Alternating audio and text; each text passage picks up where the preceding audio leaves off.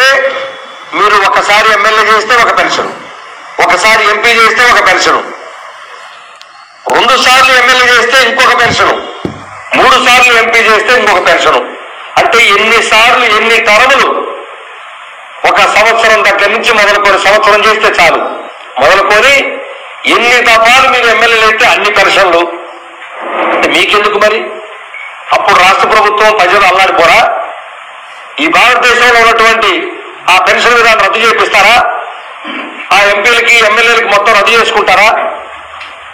లేదు మీరు ఏమైనా డబ్బు లేకున్నటువంటి వాళ్ళ మాలాగా 40 సంవత్సరాలు ఏమైనా పూర్తిగా మా వయసు అయిపోయేంత వరకు సేవ చేసేటువంటి సేవ మీదేమన్నా?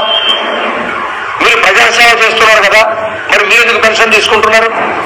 అంటే ఈ ప్రజలకు తెలియాలి, వాళ్ళకు ఒక న్యాయం, 40 సంవత్సరాలు ఉద్యోగాలు చేసేవాళ్ళకు ఒక న్యాయం.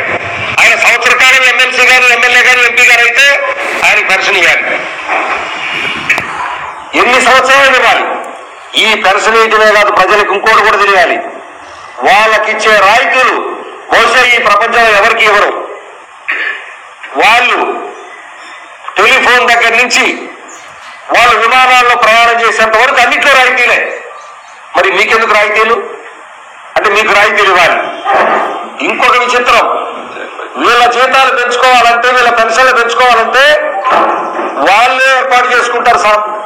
శాసనసభల్లో లేకపోతే పార్లమెంట్లో వాళ్ళే డిక్లేర్ చేసుకుంటారు వాళ్ళ జీతాలు.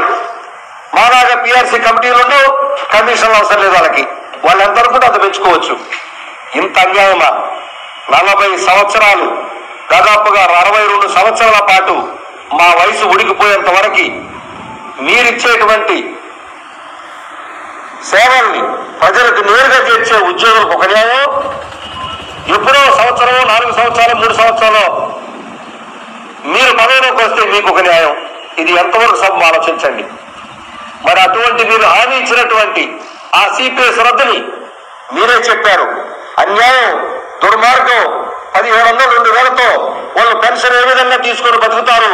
కాబట్టి మేము రాగానే మీ యొక్క పాత పింఛను విధానాన్ని పునరుద్ధరించమని చెప్పినటువంటి మీరు